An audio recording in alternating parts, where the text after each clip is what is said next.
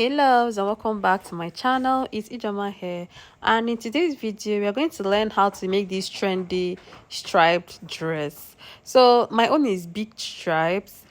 I actually remember this fabric because of this shirt. Someone requested this tutorial. I told her that I already have something like this, but then it occurred to me that there is one difference between the former oversized shirt I made and this one. This one has a V neckline. The former one does not have a neckline. It has a regular button allowance, straight button allowance, but this button allowance has that V curve. Now the shoulder that I'm using for this is 1 inch wider than my normal shoulder. My shoulder is 18 divided by 2. Sorry, my shoulder is 16 divided by 2. That is 8, but I made it 9. Like, it is oversized, so the shoulder has to be wide. Now my bust point is 10. 1 inch above my bust point is 9, and that would be my chest line.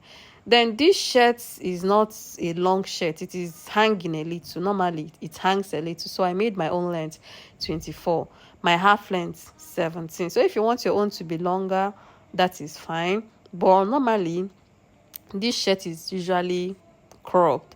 Now this is my chest line. This line that I'm connecting right now is the chest line, and my chest line is 1 inch above my bust point. This is oversized t-shirt. Sometimes you can even use your bust point line as your armhole line because of the nature of the shirt. It is oversized.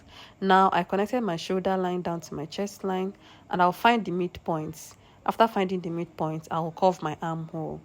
Remember that this one that I'm drafting right now is just the back. I'm drafting the back first. The back will help me draft the front. All right. So now I am done. The neck width is 3 inches. Neck depth is 1 inch. And I'll go ahead and connect. Now for my back shoulder slope, I will use 1 inch. Just 1 inch for my back shoulder slope. For the front, you can use the same 1 inch or do 1.5. It is oversized, so you don't really have to contour too much. Now the width of this shirt is my hip divided by 4 plus extra 1, and at the half length I just came in by 1 inch and curved it. I did not take waist measurement. The width of this shirt is my hip divided by 4 plus extra 1 inch, okay, or 1.5. Then at the half length, just come in by 1 inch and curve. You can see my waistline is not too defined.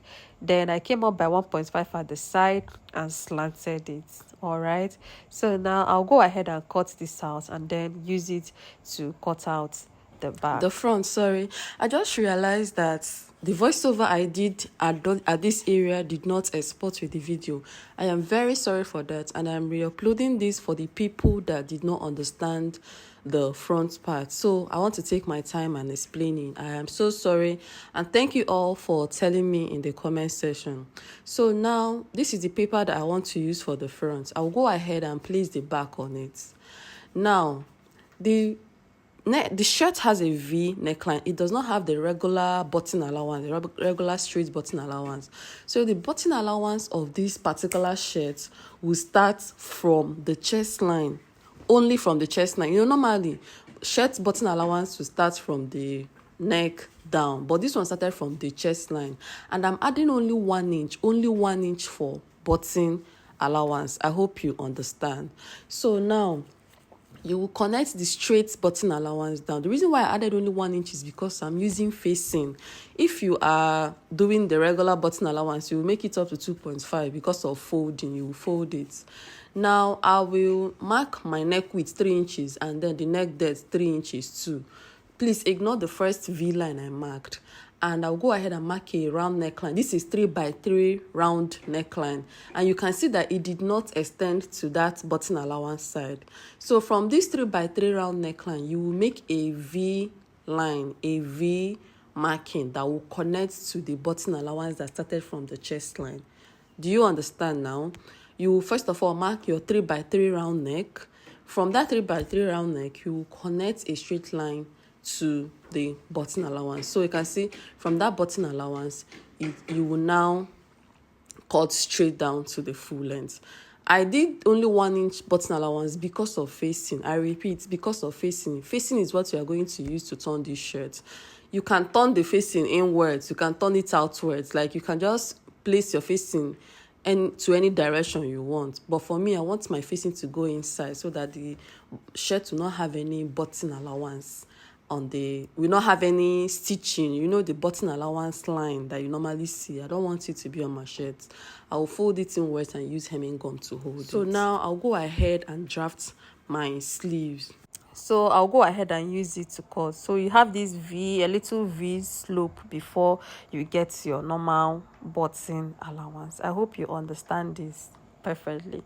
Now this is the front and then the back.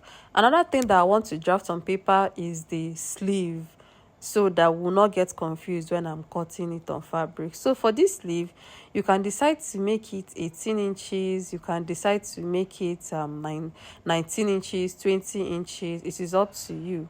So I want to get the round armhole. I've measured the round armhole of this shirt and it is 10. So that means front and back round armhole will be 20 in total. So this is my paper, and I am going to make the width of this sleeve 18 inches divided by 2. That would be 9. This length is 18 inches also. I made the length of the sleeve 18 inches. That is okay. The width of the sleeve, I made it 18 inches, and I'm going to connect. Now after connecting, you will mark your armhole curve. Just freehand it, just freestyle the armhole curve. It should not be deep. Remember that it should not be that deep. Then I will make sure that this armhole curve that I measured now matches the round armhole of the shirt itself. Okay, so I measured it and I'm okay with what I have. Now from the full length of this shirt, you come up by 4.5 inches. That is the side that will have the horizontal line of the stripe. The main sleeve is vertical. Okay, this one is horizontal. That is what I'm going to label, so that when I'm cutting, I'll always remember. So after doing this, I will divide this sleeve into two. One part of the sleeve, when I'm cutting it on the fabric, I'll place the fabric vertically. The other side of the sleeve, when I'm cutting it on my fabric, I will place the stripe in a horizontal manner. That is the idea of the shirt. So now I'll go ahead and cut out, and I'll add 1/2 inch to everything that I cut.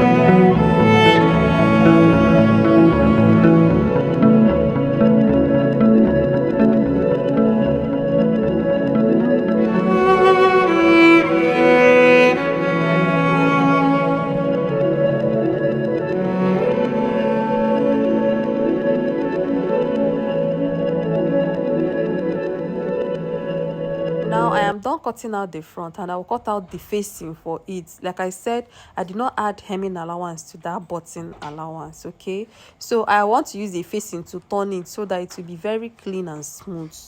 Then you can run a line on it to indicate button allowance, or you can use hemming gum. So the width of this facing, I'm making it 2.5. I'm making the width of this facing 2.5. All right, so this is the facing, and it reached the round neckline, it reached the shoulder. Though if I'm turning it, I am not turning the round part of this neckline. This facing will only turn this V part, this V and the straight part of the button. I am not turning the round neck. Remember, don't use this facing to turn the round neck, because your collar will come in there. So I'll go ahead and use 1/2 inch, then hem the side of that facing, like stitch on it before you turn, so that when you turn it over, it will look very neat. Now we will continue with our sleeve. I'll cut out the vertical part of the sleeve first and then cut out the horizontal. You can see the way I'm placing my fabric. I'll cut out the vertical part and then cut out the horizontal.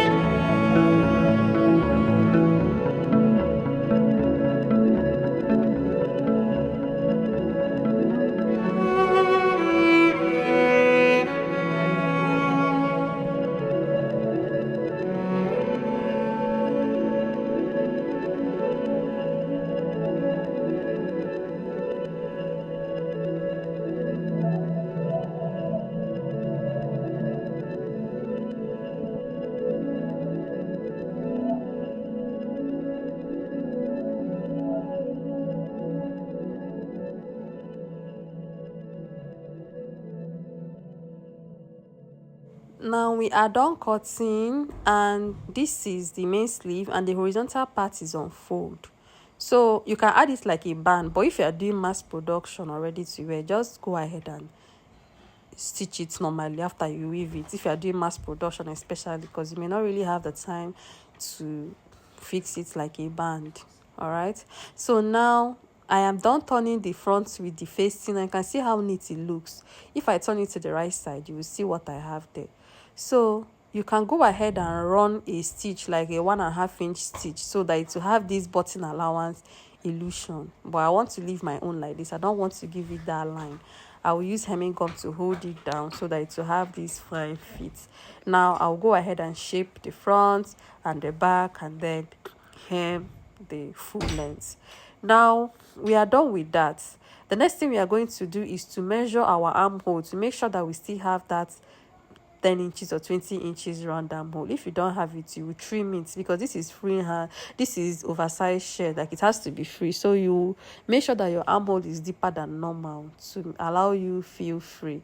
Okay, so I'll measure the armhole, measure the one on the shirt itself to make sure that two of them matches, so that when I go ahead to sew on my machine, none of them will be longer than the other. So you can see what I did right there. So I'll measure again and everything aligns. The next thing that I will do now is to go ahead and join the sleeve. And now let's cut the collar. I am done turning everything. I'll go ahead and measure the round neck of this shirt. So after taking the round measurement of the shirt, I have 16.5 inch. 16.5 inch because there is no button allowance around that neckline. Okay, remember there is no button allowance around the neckline. Now this is the paper that I'll make use of. So 16.5 divided by 2 is 8.25. I'll place 8.25 on paper. This paper is on fold. I'll place 8.25. Then from that point, I will come up by half an inch, and then mark a slanted line, a slopy line like this, a curved line like this. Then from this line, you start coming up by 1.5. This will be our collar stand. This is our collar stand. I hope you understand. I'll go ahead and connect it, and now the main collar will sit on this collar stand. And remember that we are not adding any button allowance on this collar stand because there is no button allowance around the neckline of that shirt. Now I am making the collar itself 2.5. You can make it smaller if you want. You can make it 2 inches if you want. But I made my own 2.5. And you can see the way I connected it straight down to the collar without leaving any button allowance. Yes, I slanted the collar early. So now we are going to cut out. We will cut 2 pieces for main collar and we'll cut another 2 pieces for the collar stand. And I've already added interface to the fabric of my shirt. Yes, you add interface first of all before you start cutting.